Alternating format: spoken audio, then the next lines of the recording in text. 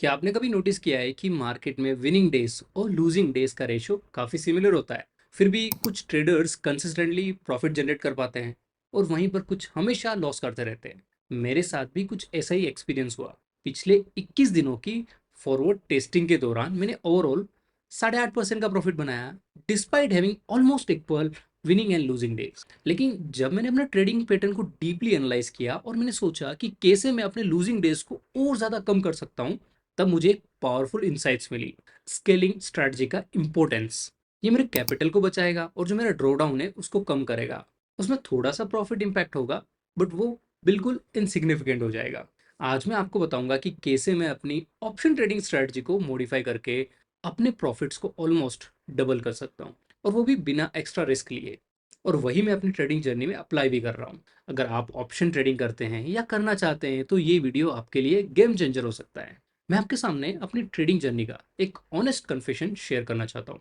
जब मैंने option trading start की थी तो मैं एक कॉमन मिस्टेक करता था। इवन कल तक भी वो मिस्टेक मैं करता आया था। एक ही बार में मैं अपनी पोजीशन पूरी बना लेता था और फिर वेट करता था कि या तो मेरा टारगेट आएगा या फिर मेरा स्टॉप लॉस हिट होगा। उसी दौरान मुझे पता चलता है कि मेरे नंबर ऑफ विनिंग डेज और number of losing days almost equal है। फिर भी मुझे प्रॉफिट हो रहा है क्योंकि मेरा रिस्क टू रिवॉर्ड अच्छा है। अब इस प्रॉफिट को फर्दर इंप्रूव करने के लिए मैं क्या कर सकता हूँ? मैं अपने अगर लॉसेस को कम कर लूंगा तो ये परसेंटेज रिटर्न्स अपने आप बढ़ जाएंगे। तो क्यों ना मैं स्केटर्ड एंट्री करूं, मतलब सेग्रीगेटेड एंट्री। फॉर एग्जांपल, अगर मुझे निफ्टी के 3 लॉट बेचने हैं तो मैं एक बार ना बेचकर उनको 3 सेगमेंट में डिवाइड कर दूं। जैसे जहां पर मुझे पोजीशन बनानी वहां पर मैं सिंगल लॉट से ट्रेड करूं फर्स्ट। उसके बाद मैं अपना स्टॉप लॉस प्लेस कर देता हूं। एंड फिर जब मार्केट मेरी डायरेक्शन में जाने लग जाए, मान लो मेरी डायरेक्शन में 10 पॉइंट्स मूव कर दिया, तो फिर मैं एक और पोजीशन ऐड कर देता हूँ लिमिट ऑर्डर के साथ 5 पॉइंट ऊपर, जहां पर मैंने इनिशियल एंट्री ली थी। तो जब रिट्रेसमेंट होगा तब वहां पर भी मेरी पोजीशन एग्जीक्यूट हो जाएगी। और चूंकि मार्केट मेरी डायरेक्शन में जा रहा है तो यहाँ पर प्रॉफिट होना तय है।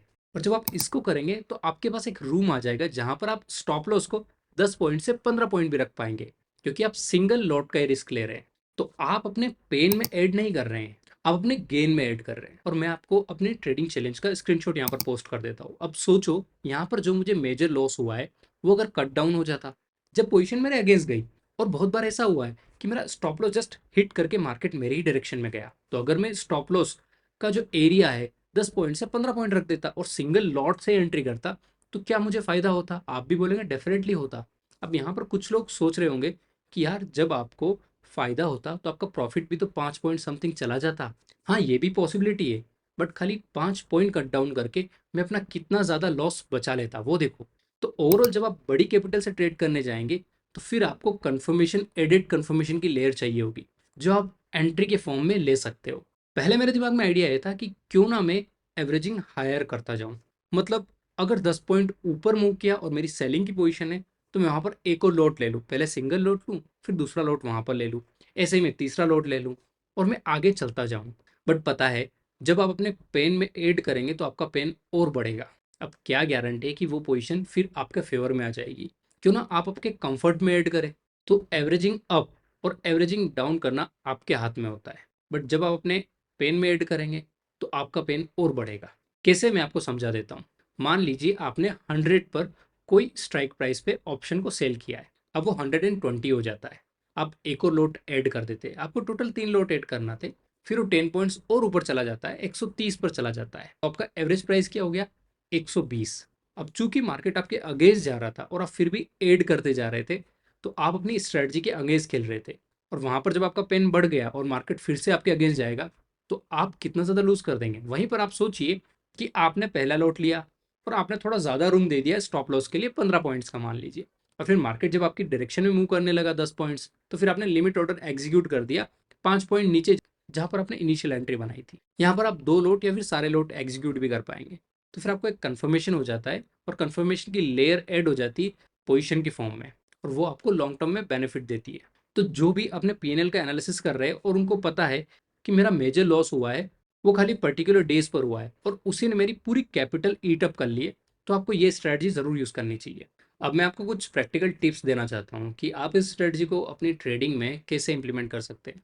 फर्स्ट, पोजीशन साइजिंग का फॉर्मूला। इनिशियल पोजीशन कैपिटल का मैक्सिमम 1% रख दो। Second position after reversal initial position का 1.5 रख दो। और थर्ड पोजीशन में 2 गुना रख दो। दूसरा टिप, रिवर्सल कंफर्मेशन का इंडिकेटर। आप दूसरे इंडिकेटर्स भी यूज़ कर सकते हैं जो आपको कंफर्म कर देंगे या रिवर्सल हो चुका है और आप अपनी पोजीशन ऐड करने के लिए रेडी हो। आप आरएसआई यूज़ कर सकते हैं, आप कैंडलस्टिक यूज़ कर सकते हैं, आप एमएससीडी यूज़ कर सकते हैं, आप सपोर्ट एंड रेजिस्टेंस यूज़ कर सकते हैं, वॉल्यूम इंडिकेटर्स भी यूज़ कर सकते हैं। तीसरा, best suitable markets and instruments. जब आप एवरेजिंग कर रहे हैं तो आपको मेक श्योर करना होगा कि जिस इंस्ट्रूमेंट में आप ट्रेड कर रहे हैं उसमें इनफ लिक्विडिटी हो ताकि आपकी पोजीशन एग्जीक्यूट हो जाए बाद में। आप लेस लिक्विड इंस्ट्रूमेंट में अगर ट्रेड कर रहे हैं तो हो सकता है बाद में जब आप पोजीशन ऐड करने जाएं तब वहां पर नहीं हो और आप अपॉर्चुनिटी मिस कर दे। चौथा है रिस्क मैनेजमेंट। मैं खुद भी अपने पूरे कैपिटल से ट्रेड नहीं कर रहा हूँ फॉरवर्ड टेस्टिंग के दौरान। तो जब भी आपको कोई स्ट्रेटजी मिले तो या तो आप उसे पेपर टेस्ट कीजिए और अगर आपको उसको मार्केट में उतारना ही है उसके बाद भी बैक टेस्टिंग के बाद, तो फिर आप इनिशियली थोड़ा कम कैपिटल डालें और उसको 30 दिन तक चलने दें तो आपको बहुत सारे इंसाइट्स मिलेंगे और फिर आप उस स्ट्रेटजी को इंप्रूव कर पाएंगे और जब आप कैपिटल धीरे धीरे बढ़ाएंगे तब आपको बेटर नॉलेज होगा और आपको कॉन्फिडेंस भी आएगा। ट्रेडिंग सिर्फ नंबर का गेम नहीं है, साइकोलॉजी भी उतनी इंपॉर्टेंट होती है। तो स्केलिंग स्ट्रेटजी साइकोलॉजी पर भी पॉजिटिव इंपैक्ट डालती है। ट्रेडिशनली ट्रेडिंग में आप या तो राइट होते हैं या फिर रॉन्ग होते हैं, बाइनरी आउटकम होता है ना। लेकिन स्केलिंग में आप मार्केट के बिहेवियर के हिसाब से अडॉप्ट कर सकते हैं। मैंने नोटिस किया है कि अगर स्केलिंग को यूज़ करेंगे तो ट्रेडिंग की जो एंग्जाइटी है ना वो बहुत कम हो जाएगी और आपका जो इमोशनल इंटरवेंशन होता है वो भी कम हो जाएगा और आपकी जो डिसीजन मेकिंग है ना वो मोर ऑब्जेक्टिव हो जाएगी और आप रिवेंज ट्रेडिंग से भी बच जाएंगे। और आपको एक इंपॉर्टेंट साइकोलॉजिकल बेनिफिट भी मिलेगा कि स्मॉल विंस कंपाउंडिंग बिग। हर सक्सेसफुल स्केलिंग ट्रेड आपके कॉन्फिडेंस को बूस्ट करेगा जिससे आप बेटर डिसीजन ले पाएंगे और आप आपके प्रॉफिट में ऐड कर पाएंगे और लॉसेस को कट कर पाएंगे। बट रिमेंबर, ये स्ट्रेटजी सिर्फ तभी काम करेगी जब आप properly back tested rules follow करेंगे। इमोशनल होकर रैंडम स्केलिंग ना करें, दैट्स रेसिपी फॉर डिजास्टर।